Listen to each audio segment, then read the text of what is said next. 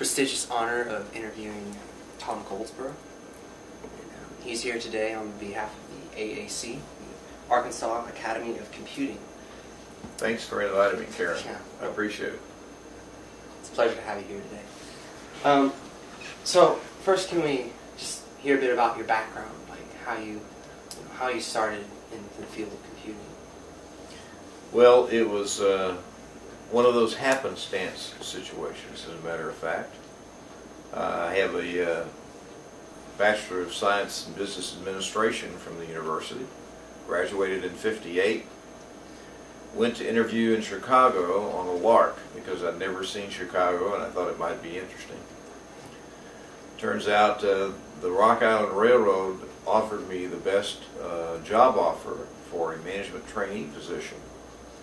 And so I went there, moved to Chicago, spent 7 years in Chicago. And in the course of my travels to learn what the company was about and how it operated, I reported to the chief financial officer, but they wanted me to have an understanding of the operation. Part of that was what they called then data processing.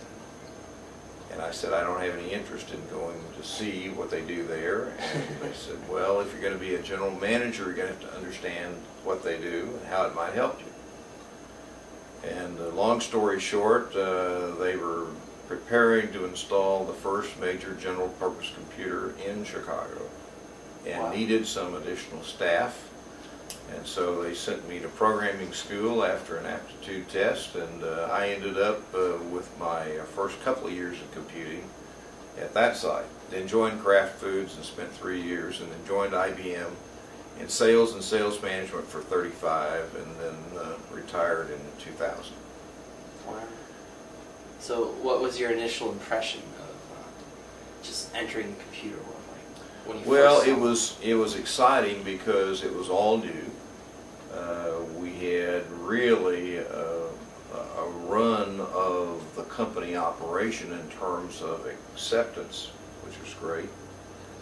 And at the time I joined, we had some significant enhancements in computing capability.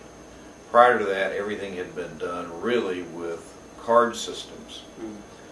There were a few computers in a general purpose nature, but they were fixed in terms of how you programmed them.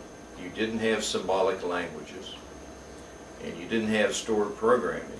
You essentially wrote the programs in literal form analog on a drum, a magnetic drum, so you did have some sort of access storage from a peripheral point of view, but it was far different than what we call computing today. So at the advent of this new era, you were able to have significant amount of storage in magnetic tape then, and then later random access. But the beginning was just an incredible enhancement of speed, computing capability in terms of internal symbolic languages, and then the ability to manage vast amounts of data, which was what that particular company was all about. They had lots of reporting requirements and lots of analytical requirements in terms of their competition. So we had a pretty free rein to look at company operations and learn a lot about them, and people liked us. because you got things done. We had the big new powerful systems. Computing historically has always, I think rightly so, tried to focus on how do you help the end user operation. Economies of scale sometimes cause you to concentrate those in large data centers. But with the advent of networking and personal computing and other ways to disperse those capabilities, you know by today's standards that without computing in your hands individually, it doesn't feel very comfortable. You don't want to rely on somebody else. You want to have the capability where under your control and your direction. Everything. But it took a long while to get there. Keep everything kind of in-house. Right. So, what was your personal reaction to first having to program? Well, it was a new, fun learning experience. interestingly enough, in my first programming class, we not only had a number of people from the Chicago area, but we had folks from Saudi Arabia. We had people from England.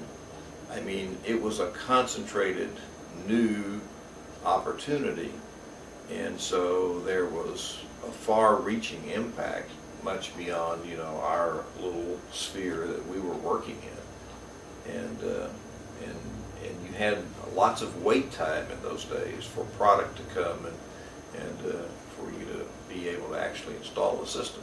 But you had lots of code to write too, so you needed some time.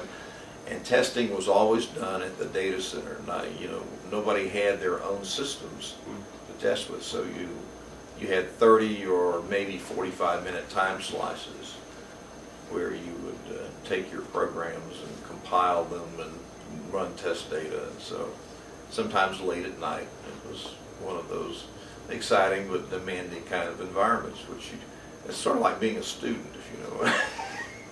Yes.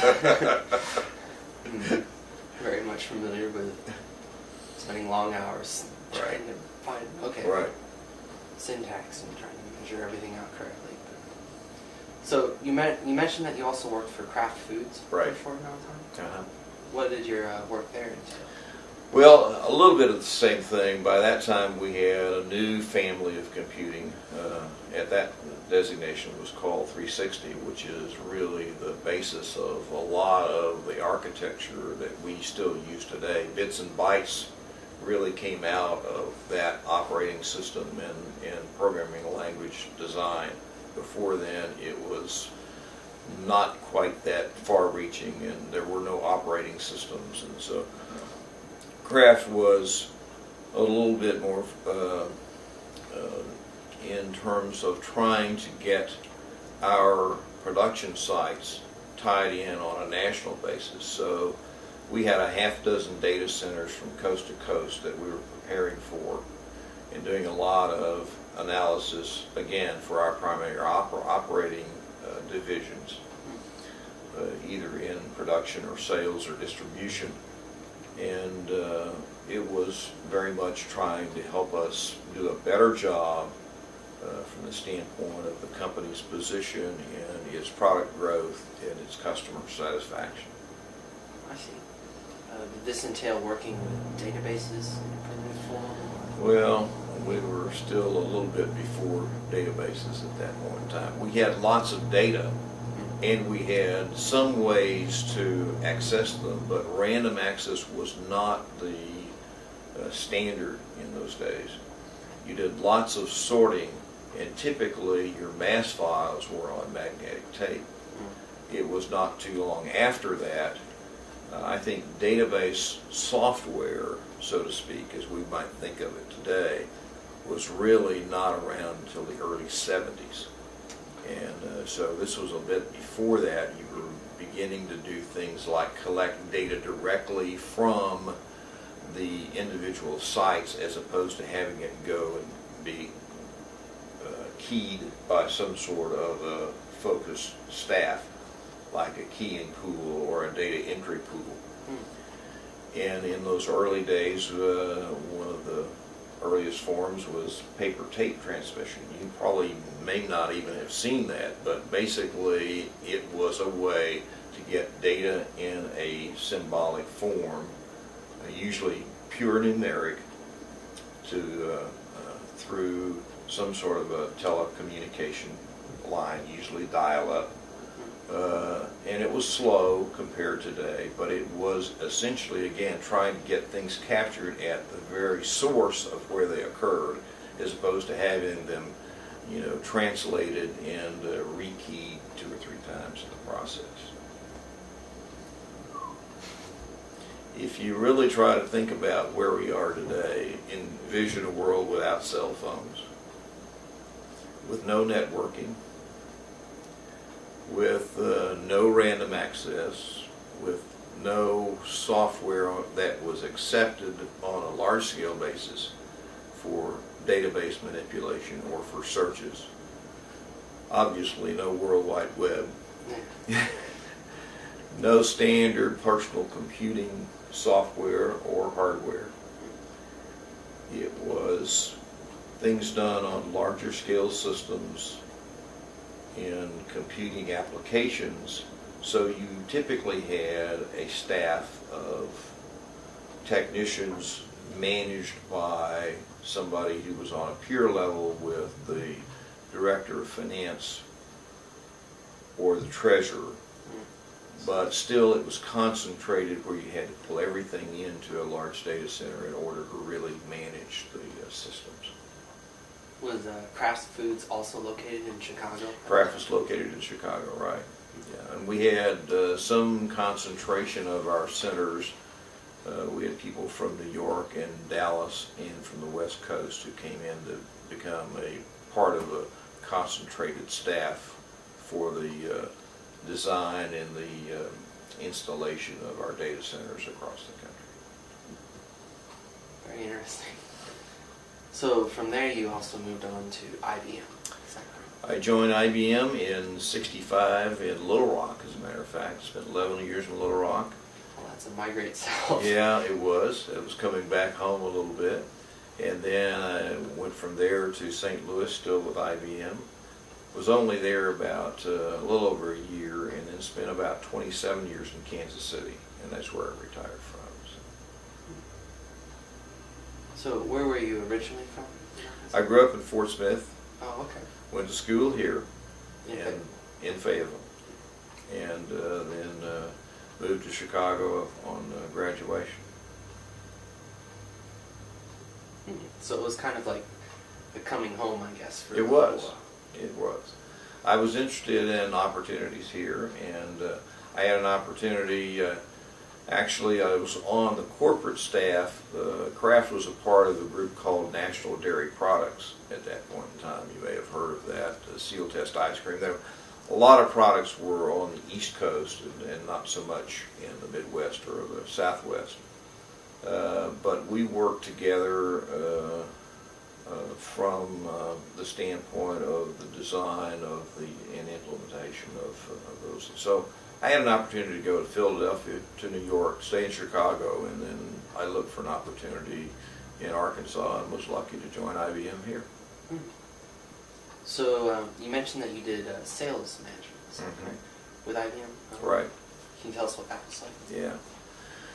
Well, when I first joined IBM, I was a systems engineer, which basically meant somebody who helped with design, with recommendation of software, both application design as well as operating systems. And I was a sales rep in the Little Rock branch, as I said, for 11 years. My primary accounts were the state government, the universities, and the secondary schools. And then when I went to St. Louis, I was in a regional staff kind of group, again, looking at new product, new ways of approaching problem solving for computing. And then in management, went to Kansas City, and I had manufacturing, distribution, retail, a whole potpourri really of industry customers there. So while you were in the state capital here, Arkansas, you were primarily working on products that would go for the state. Is that correct? Do you have any particular encounters that you may have remembered with either school management or? Well, I'd say both from a timing standpoint and from the opportunities in the state government at that point were probably realized under Governor Bumpers.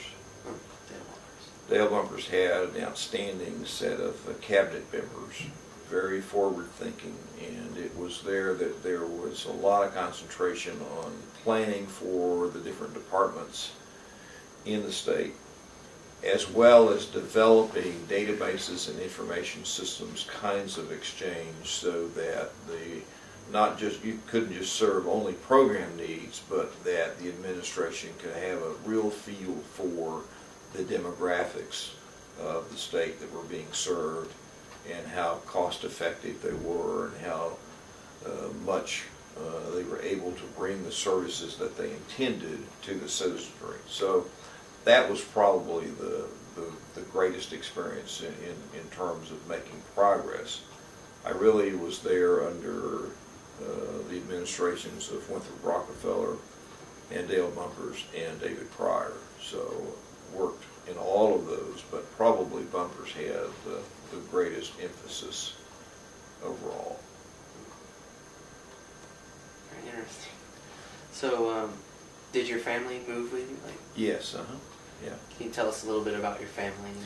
Well, I have 4 children, 3 sons and a daughter, and my oldest is far older than it seems he should be, but he's currently taking leave from Accenture and is part of the Kennedy School of Government at Harvard. As a matter of fact, they'll be going to China for a week in their experience and just here in a couple of weeks before the end of the month. So while he's not in, none of them are really in computing per se, but you know, they've had their own sets of careers that have been impacted in one way or another because they've certainly been able to utilize those capabilities, and it's almost a necessity, as you well know from your own experience. And so they've had a different kind of expertise that they've built that's probably what we might call more application-oriented and applied science of using that technology in their day-to-day work. And so it's been fun to see them grow and to make their own niches, so to speak. So it sounds like, are they all involved in more international style of business now? No, not really. My youngest son works for Applebee's. He's in public relations and marketing. And my middle son works for Sprint, and he's more involved in the direct marketing of personal computing support software. And my only daughter is still an undergrad at Indiana, so she's finishing her junior year this year, as a matter of fact.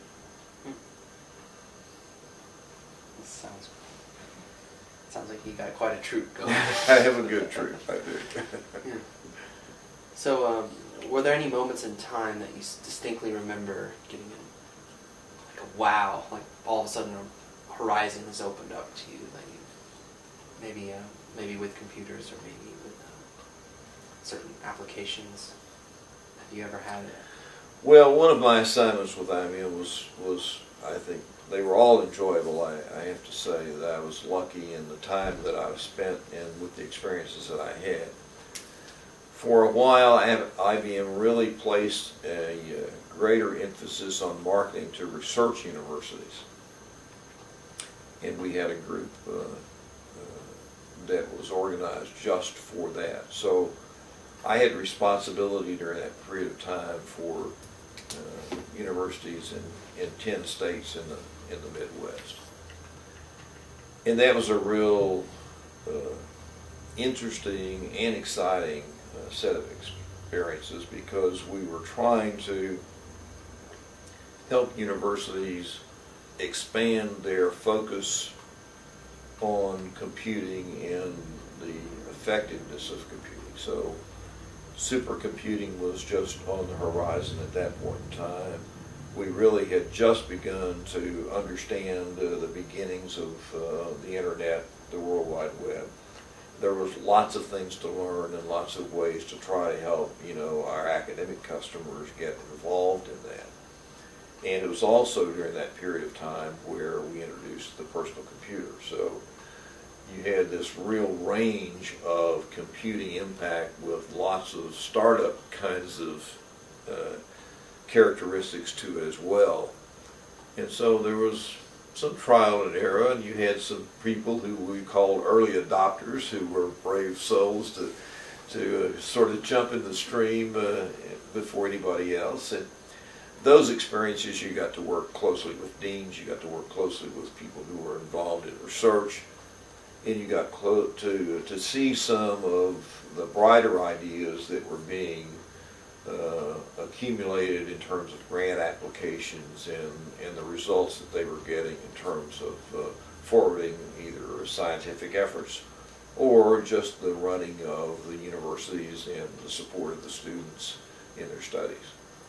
So was this in Missouri or Kansas? Well, I lived in Kansas City at the time, but I had responsibility for Michigan, Ohio, Indiana, Arkansas, Oklahoma, Whoa. and Texas. And obviously I wasn't the only person that was involved in that. I was supporting the marketing teams who had the primary responsibility in the interface to their individual universities. But at the same time, we were working with the major universities in each of those states, and so you got to see some comparative efforts at a pretty high level in terms of, who was focused and had the resources and the concentration and had convinced their particular administrations to put more emphasis on it. So we saw some exciting things. Which one of the states gave the better effort, in your opinion? Well, there were good efforts in all of them. I'll have to say that across the board, and in different facets. But I would say Michigan, Illinois, and Texas probably had as great an emphasis on building their computing resources as anybody. So, did you ever deal with the U of A directly? I did. I had I had a staff of about a half a dozen folks who worked for me to provide resources, and I had a graduate of the university who happened to live in Oklahoma City at the time, but he had the University of Oklahoma, the University of Arkansas, and Oklahoma State at the same time. So, can you tell us how you came to be inducted into the AAC? Which is a pretty high Well, honor. I think it's a matter of age.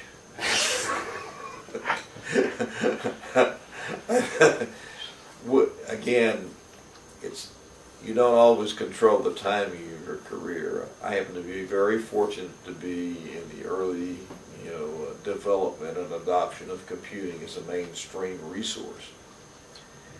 And of course, with ties to the university and with being, involved in computing in Arkansas, I have people who are my friends who've been probably closer to the College of Engineering and the development and establishment of the Arkansas Academy of Computing. And so I think I was included because of having been with them and having known them, but also just of the time and responsibilities that we had. So we have a really good representation, I think, of different industries and different backgrounds, and a collage of folks who have made major contributions to computing adaptation and adoption in Arkansas itself. Well, you certainly seem to have a lot of things of your own underneath your belt, a lot of experiences and a lot of... Well, it was a fun career. In retrospect, it seems to have gone really fast. At the time when we had the major problems, it seemed awfully slow. Oh, yeah. Yeah, I'll bet. So have you had a mentor that kind of pushed you into this field, or some... Well, I've had lots of mentors, as a matter of fact, and many of them in the academy itself.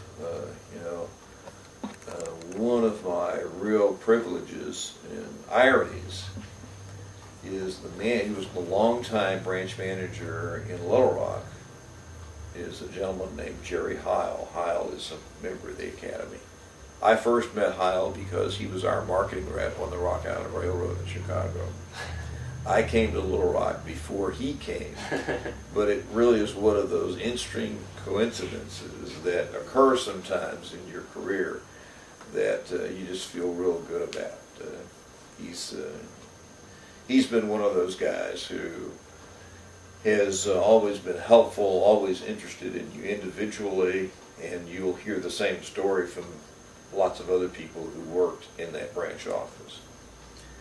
and at the same time really encouraging you positively and pushing you to do your best. And that's the kind of thing that we, I think, had going for us in those days when we were doing new things that really hadn't been done before, but it was fun to do. So the work environment was just as important as perhaps the technology that you were Yeah, working. very much so. One of the quotes that I attribute to Heil was, he said, "I don't care how long you work. If you can get your job done in an hour, that's fine, but if it takes 24, that's what I expect." Most of the time it took him 22 or 23.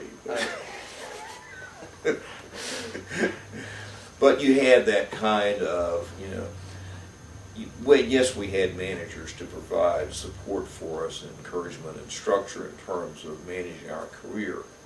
But there was just a lot of individual, self-commitment to make things happen and to help provide solutions for our customers that they in turn made happen. So it was a great work environment in terms of encouragement, recognition, competition, striving to make things really work the best that you could. Was that a similar experience in all the places that you worked? Well, I was lucky enough that I think I would say it was similar. Yeah, very much so. Tom Watson, the founder of IBM, really, focused on what he called the basic beliefs, and there was, lots to the meaning of it, but it really surrounded on, three basic beliefs, and that is respect for the individual, pursuit of excellence in everything we do, and best customer service in the world. I mean, that was his mantra. And you can have lots of things that kind of fall into categories like that that support those ideals. But I found that consistently across the board in every IBM location that I worked. And it was one of those things that we could easily relate to and translate into the way we interacted with our customers and what we were trying to accomplish with them and for them. Seems like a couple of those have escaped into the Universal Engineering Declaration of, I guess it was a morality code. Or Oh, good. That have that's been taught recently in classes. Mm-hmm. Just how the purpose of being an engineer and the things you need to look for in your work, Right. and be dedicated to. So, it's nice to see that some of those things. Well, hear about the origin of some of those things. Yeah, you bet. So, do you have any pieces of advice for today's generation in the computing world? Well, we always used to say that we are just at the threshold of what computing can do. And it turned out in every decade that was right. And I think we're probably still in that same position, even though we can look back and see lots of ways we have improved the environment of computing and the effectiveness of computing. We're probably still at the threshold. The miniaturization of what we're able to do with circuitry and logic and storage is mind-boggling. And now with networking, where you really have the leverage and the ability of interacting with several hundred nodes of networks and computers at each one of those is still very exciting to me. And I think all you have to do is go on a Google search and see the results that you get to appreciate a little bit of the impact. And lots of fun things are being supported. I have an interest in genealogy, and so does my wife. And those kinds of search engines are just so important in being able to put some of the pieces of the puzzle together. And I can only kind of imagine what researchers must feel like today when they can really have a much better opportunity to make a difference by having all of this massive data available to them in some sort of a fairly organized form that they can be incisive about when they're asking or forming questions or premises, and be able to get a lot further along with their development than when I first began my career out of college. It's really encouraging to see what people can do and what essentially brain power can do, given the amount of tools and the sophistication of the tools that are available to them. So I think we're still right on the threshold of what computing can do. Any predictions? Well, it's interesting. We're all, I think, enamored by those pieces of industry or research or academia that we're not as close to. And for example, the year I graduated, there's a picture in the yearbook. The fall of '57 was when Sputnik was launched by the Russians, the first orbiter. And there is a picture in our yearbook of the guys in architecture with their stick in the ground saying, if the Russians can do it, we can too, but it looked a lot more like a Roman candle than it did any sort of a thruster. And you can essentially look back at your experiences and say how lucky you were to have been on the fringes of that. We had a lot of IBMers involved with NASA, for example. In fact, we had one of our members of the staff in Little Rock who came to work for IBM from NASA. And so going through the focus of what John Kennedy challenged us with in putting a man on the moon and returning them safely to Earth, which is always the part to me that really kind of framed what we were meaning to do, it is, I think, an astounding accomplishment in one decade. Going from nowhere to have accomplished that, to have the sophistication that still is the basic premise of the space program today. And I think that's an example of one of those things where you see the end result is maybe more than you could have imagined. So I think the net of what has always impressed me is I don't think there's any facet of academic endeavor, of research, of industry, of life that can't be served by effective application of computing. Healthcare has gotten so much focus today, and I think rightly so. And I think computing will play a large role, continue to play a large role in what we can do to discover medicines or procedures or, combating diseases, prolonging our healthy lives that will make an unending contribution to the way that we live. And I think all we have to do is kind of trip down memory lane, so to speak, to find out that, we've already done a lot of those things, but there's Still so a far. long horizon ahead of us. That's what we're planning on you to do. That's our job. That's right. All right. Well, I think that about wraps it up for today. Thank you very very much for sharing your experiences with us and imparting My your pleasure. wisdom. Yeah.